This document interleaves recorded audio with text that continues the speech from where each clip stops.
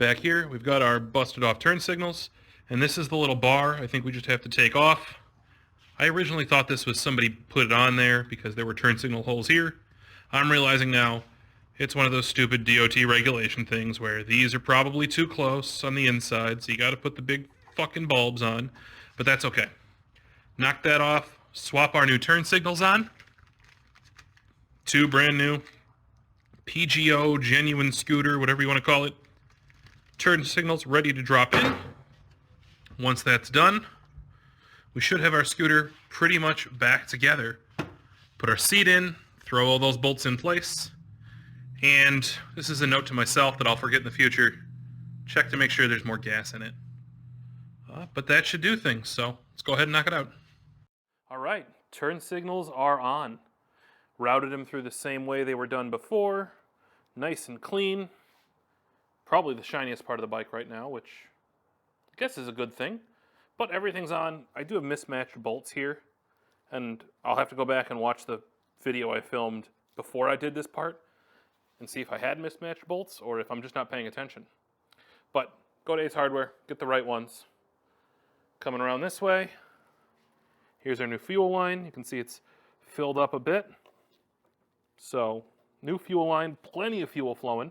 That shouldn't be a choking point for us at all, even when the seat's going in the bucket. And exhaust is bolted on. So we're pretty much good to go. Let's go ahead, make sure it starts up. Actually, let's make sure the turn signals work first. Turn our key on. We're fortunate we've got emergency flashers. Except my left turn signal's going, so what did I do wrong?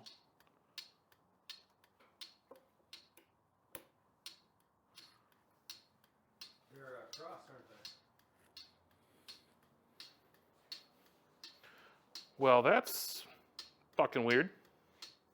Okay, after some diagnosis, survey says don't just shove wires in and tighten things down. I may have been responsible for splitting this brown wire here, which controls the right rear turn signal. So, I fucked that up. I'll own up to it. And you'll make stupid mistakes like this too. It's okay. But that's why we test things before we take them off the bench. Because see, if I turn the key on, and I turn my left turn signal, it's normal. It's normal. It blinks on both sides, doesn't give us any trouble. I turn my right turn signal, we get that fast flash. That's blinking fast, tells us there's a problem, and our problem is that I've fucked up the wires here. So we'll make a little bit, we'll bridge that up, we'll get things put back together. So, we've got a butt connector into our brown wire there. We've got just a little heat shrink sheath that will slide around it. Quick question is, does it work? Right turn signal. Success. So, even though you'll fuck things up, you'll split wires because you're not paying attention. Not the end of the world. A little butt connector, wire strippers, pack of a bunch, fancy wire stripper if you're feeling bougie, and you can fix your wires. Pretty straightforward with our turn signals. Thankfully, that fast blink is a self-diagnosis that something's not right. So let's get that heat shrunk on, tuck our wires nicely, button things back up, and get the scooter out for a ride. Turn signals installed, everything wired up correctly now that I fixed my mistake. We've got the scooter, should be ready to just start and run on the first pull here. Right up, no problem. So we've got a scooter that's humming along quite nicely. Fuel line is good and full. Everything seems to be working just as it's intended. We can rev it up, no issues there. Everything's going along really, really well.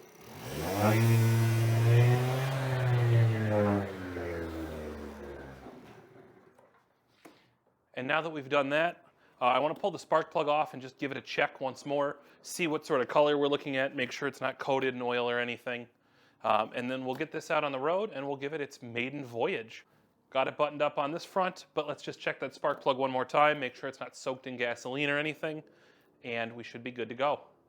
Okay, so getting in here and checking our spark plug is really easy. We've got our spark plug boot and wire right there. All we're going to do is reach up, pop that out, make sure it looks good. Then we've got our genuine spark plug wrench. I think it's an 18 millimeter, but this came with the scooter, so we're going to go ahead and use it. Just pop it over our plug, spin our spark plug out. So once we've busted it loose like so, I should be able to just reach up and unscrew it with my fingers. You could keep doing it with the wrench if you wanted to. You could get a socket, plenty of options, but I'll bust it loose and then wheel this free. Okay, so here's our spark plug after just running the scooter in on the bench a little bit. Looking like a pretty good color. It's not coated in oil, it's not coated in gas, so it doesn't look like we're running too rich or too lean. Once we run it a little bit more, we should see, I think it's a chocolatey color. We'll put up on the screen on the right here the generally accepted carburetor spark plug colors and what they mean. But with our plug not looking too bad, a little bit of liquid around there, give it a sniff. It smells like a hot two-stroke engine, but doesn't smell like it shouldn't. So I think we're pretty good with our plug. We'll go ahead, pop it back in, tighten it down with our wrench, and then let's get this thing out on the road. All right, scooter's off the bench. We've got it in the driveway so we don't blow smoke all around the garage. And I'm impatient. Let's see if it starts up.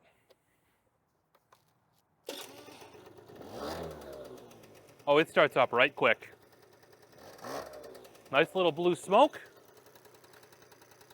I think we're ready to get this thing out for a maiden finished voyage. New plug, new air filter.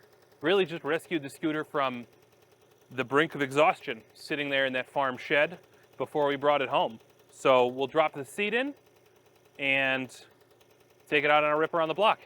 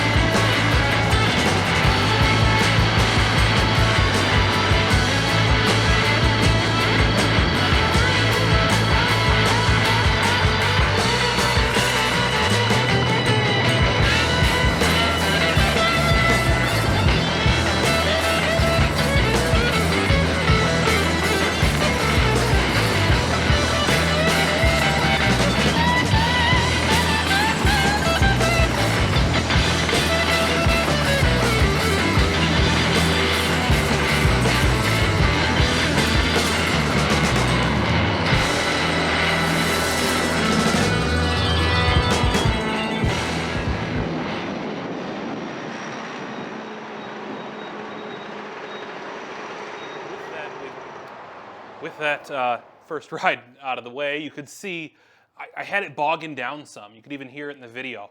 I was wide open throttle and I was just getting nothing. A couple times off video, I'd pull up to a stop and it would start to and die. It always came back, but I was kind of thinking that was where we were choking it out with the fuel filter and the fuel line. It doesn't appear that that was the case. So what we're going to do now to try to diagnose this problem, I think it's the carburetor. I think there's something going on with the car because I've checked the fuel lines. I had my buddy who was with me bounce up and down on the scooter while I looked underneath at all the fuel and throttle lines and everything. Nothing was getting pinched off. So there's nothing there to cut off the fuel, cut off the vacuum lines to the petcock or anything like that. You know, maybe it was getting pinched, but it's not. I think what we have to do here is get that carburetor off and just give it a look. Maybe check our jets, just to see what's going on. I did already pop the air filter off, and everything looks good. We've got a little oily fuel residue right here at the front of it, but the actual filter element itself is dry and clean. It's not gunked up, full of oil. Obviously, it's a new filter, so we don't have to worry about it being full of debris. But with that said, I'm going to go ahead and pop the carburetor off, just check to make sure everything's screwed in tight and do all of that stuff. You guys have seen me work on the carburetors before. I won't make you sit through a whole time lapse of it. I need to dick around with this carburetor a little bit, see what we can do to get it running on all, I was going to say running on all 4 cylinders, but we're running on 1 cylinder. What we'll do now is get that carburetor out, give it a cleaning, put it back in, try to get this thing out on the road again and have a proper open rip, no bogging, nothing eating us down. In our next video, we'll talk about what that carburetor looks like on the inside and what it takes to get this thing up and running perfectly. But I think right now, I'd be comfortable having this as a daily driver scooter for bombing around the city on a college campus or to work if I didn't have to get on any major roads. We're doing 40 miles an hour. Occasionally we get a little bogging. Probably the carb just needs to be cleaned and tuned a little bit. At least that's what I'd say on a Facebook ad if I was trying to put it up for sale right this second. I'll go in, I'll get that carburetor cleaned up as best I can. I think that this Roughhouse here, not long for the garage here at the house. I think it's time to move this on to somebody, get that Buddy 50 up here. I've got my eyes on a few other projects that I think you guys might like to watch. Regardless of that, I've got my eyes on a few other projects I want to do. You'll get to see the videos pop up on YouTube anyway. So with that, we're going to close out the video.